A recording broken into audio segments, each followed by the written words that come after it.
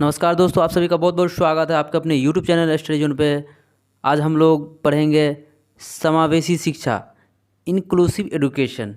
ये बहुत ही important topic है, यहाँ से क्वेश्चन बनता ही बनता है, इसीलिए बहुत छोटे टॉपिक को हम अच्छे ढंग से देखेंगे। तो इस टॉपिक स्टार्ट करने से पहले आप सभी से रिक्वेस्ट है कि जिन्होंने अभी तक इस चैनल को सब्सक्राइब नहीं किया, इस चैनल को सब्सक्राइब करने साथ ही साथ बेल आइकन भी प्रेस कर लें।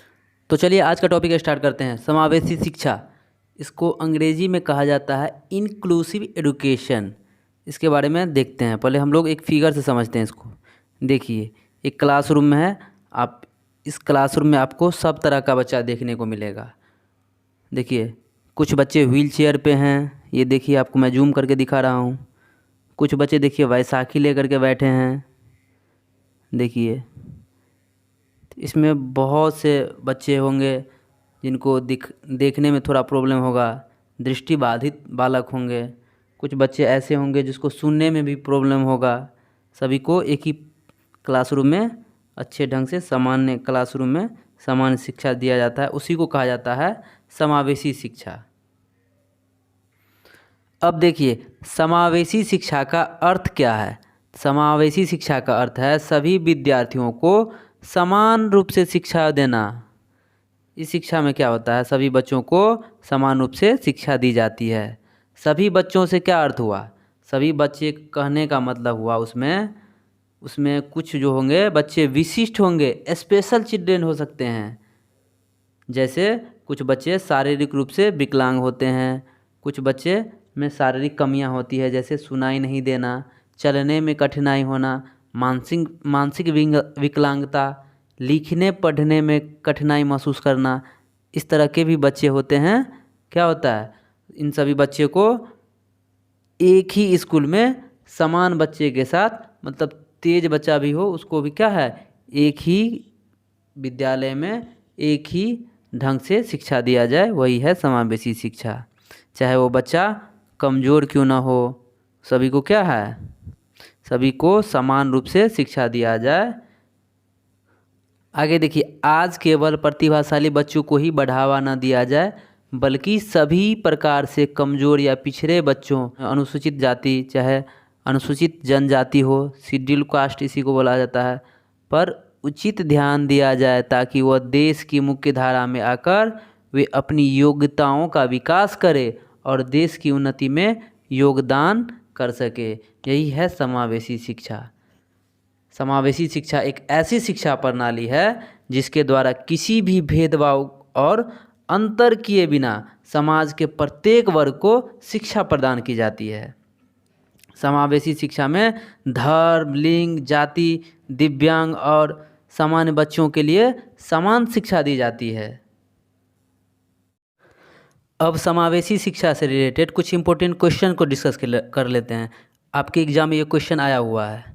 देखिए, पहला क्वेश्चन ये रहा, एक समावेशी विद्यालय, ऑप्शन नंबर 1 है, शिक्षार्थियों की निर्योग्यता के अनुसार उनकी सीखने की आवश्यकताओं को निर्धारित करता है। समावेशी शिक्षा में शिक्षार्थियों की निर्योग्यता को ध्यान में नहीं रखा जाता। ऑप्शन 1 गलत हो गया। दूसरा ऑप्शन देखिए, शिक्षार्थियों की क्षमताओं की परवाह किए बिना सभी के अधिगम परिणामों को सुधारने के लिए प्रतिबद्ध होता है। ये बिल्कुल ठीक ऑप्शन लग रहा है, क्योंकि समावेशी शिक्षा में क्या होता है, सभी विद्यार्थियों का क्षमता को निर्धारित नहीं किया जाता है। उसमें कमज़ोर भी बच्चा रहता है, तेज बच्चा भी रहता है, सबको एक साथ एक ही नियमित विद्यालय में शिक्षा दिया जाता है। तो ऑप्शन 2 सही लग रहा है। हम चारों ऑप्शन को ध्यान से देखेंगे, उसके बाद हम डिसाइड करेंगे कौन सा आंसर करेक्ट होगा। तीसरा ऑप्शन देखिए, शिक्षार्थियों के मध्य अंतर करता है। देखिए, यहीं गलती हो गया, ये ऑप्शन, चूँकि शिक्षार्थियों के मध्य अंतर नहीं करता है, ये ऑप्शन यहीं से कट गया। और विशेष रूप से सक्षम बच्चों के लिए कम चुनौतीपूर्ण उपलब्धि लक्ष्य निर्धारित करता है। ऑप्शन 3 गलत है।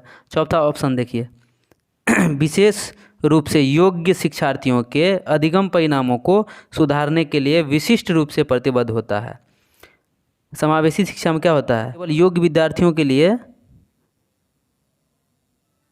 विशेष व्यवस्था नहीं होता है, इसमें क्या होता है, सबका ध्यान रखा जाता है। इसीलिए ऑप्शन यहाँ पे 2 सही होगा। समावेशी शिक्षा में कमज़ोर बच्चा और तेज बच्चा, जितना भी बच्चा रहता है, सबको एक साथ शिक्षा दिया जाता है, इसीलिए ऑप्शन यहाँ पे दो सही लग रहा है। ऑप्शन 2 है शिक्षार्थियों की क्षमताओं की परवाह किए बिना सभी के अधिगम परिणामों को सुधारने के लिए प्रतिबद्ध होता है।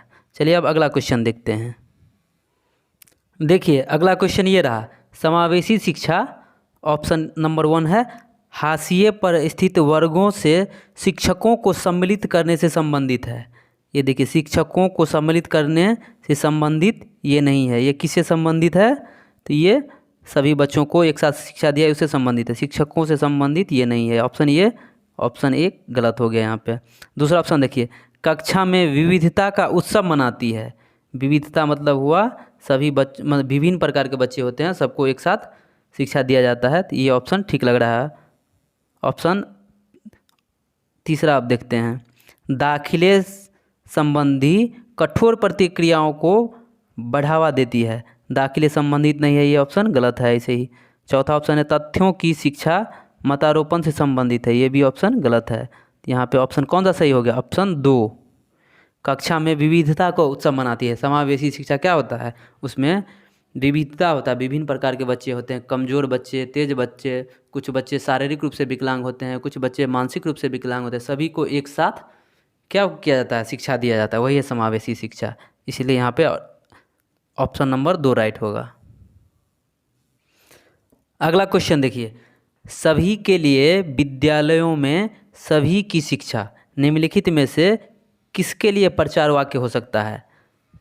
तो इसमें देखने की कोई आवश्यकता नहीं है, सभी के लिए विद्यालयों में सभी की शिक्षा, क्या आंसर होगा इसका? समावेशी शिक्षा में हमने अभी अभी पढ़ा है कि इसमें सभी बच्चे को एक साथ शिक्षा दिया जाता है, चाहे किसी भी वर्ग से हो, चाहे तेज बच्चा हो, कमज़ोर बच्चा हो, विकलांग बच्चा हो या तंदुरुस्त बच्चा हो, सबको एक साथ शिक्षा दिया जाता है। ये समावेशी शिक्षा का निशानी है। यहाँ पे दूसरा ऑप्शन देखने की ज़रूरत ही नहीं है, इसलिए ऑप्शन 2 यहाँ पे सही हुआ। अगला क्वेश्चन देखिए, ... यह विचारधारा है कि सभी बच्चों को एक नियमित विद्यालय व्यवस्था में समान शिक्षा प्राप्त करने का अधिकार हो। ऑप्शन नंबर 1 है बहुल सांस्कृतिक शिक्षा, ऑप्शन नंबर 2 है समावेशी शिक्षा, ऑप्शन नंबर 3 है मुख्य धारा शिक्षा और ऑप्शन नंबर 4 है विशेष शिक्षा। तो इसमें क्या आंसर होगा? ऑप्शन नंबर 2 ही राइट आंसर है यहाँ पे, समावेशी शिक्षा। इसको विशेष शिक्षा नहीं देना है, मुख्य धारा वाला शिक्षा नहीं देना है और बहुल सांस्कृतिक शिक्षा भी नहीं देना है, इसीलिए ऑप्शन राइट हो जाएगा यहाँ पे समावेशी शिक्षा। समावेशी शिक्षा में हमने अभी अभी पढ़ा है कि सभी वर्ग के बच्चों को एक साथ नियमित विद्यालय में शिक्षा दिया जाता है। अगला क्वेश्चन देखते हैं। अब सारे क्वेश्चन ऐसे ही इजी होते हैं अगर आप अच्छे से थोड़ा थ्योरी पढ़ लिए रहेंगे तब।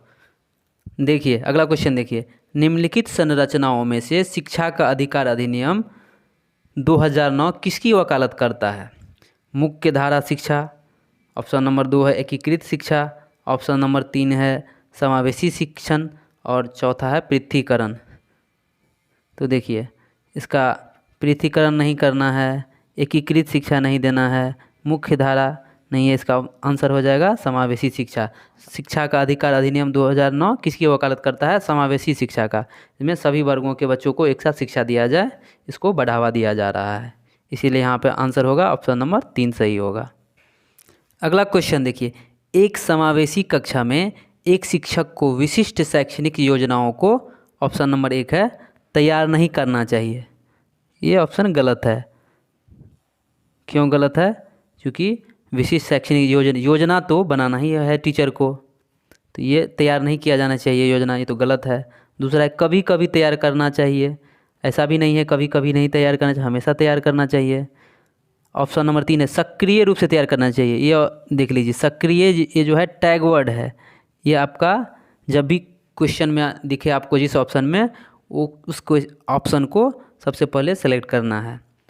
तो पहले ऑप्शन नंबर 4 आप अभी देख लेते हैं। तैयार करने के लिए हतोत्साहित होना चाहिए। ये देखिए हतोत्साहित, ये जो है ये निगेटिव टैग वर्ड है, इसको ध्यान में रखेंगे। जब भी जिस ऑप्शन में देखें सबसे पहले उसको हटाना है। इसका आंसर क्या हो जाएगा? ऑप्शन नंबर 3 हो जाएगा, सक्रिय रूप से तैयार करना चाहिए। जिस ऑप्शन में आप निष्क्रिय देखिए उसको पहले हटा देना, निगेटिव टैग वर्ड है। हतोत्साहित हो, ये निगेटिव टैग वर्ड है, बच्चे को कभी हतोत्साहित नहीं करना है। बच्चा और टीचर दोनों को क्या करना है? सक्रिय रहना हमेशा। जिस ऑप्शन में आपको दिखाई दे उसको टिक करना है। यहाँ पे ऑप्शन नंबर 3 सही है। शिक्षक को विशेष शैक्षिक योजना बनाने के लिए सक्रिय रूप से तैयार करना चाहिए। आपको एग्ज़ाम में प्रत्येक क्वेश्चन को ध्यान से पढ़ते हुए प्रत्येक ऑप्शन को पढ़ना है। आप ऐसा नहीं कि पहला आंसर आपको सही लगा उसी को टिक करके आगे निकल जाना है। हो सकता है कभी कभी आपके एग्ज़ाम में चारों ऑप्शन सही हो, उसमें से जो बेस्ट है उसको सेलेक्ट करना है। तो चलिए आज का क्लास यहीं समाप्त करते हैं। आप सभी से रिक्वेस्ट है कि जिन्होंने इस चैनल को अभी तक सब्सक्राइब नहीं किया है प्लीज़ इस चैनल को सब्सक्राइब कर लें, साथ ही साथ बेल आइकन प्रेस कर लें।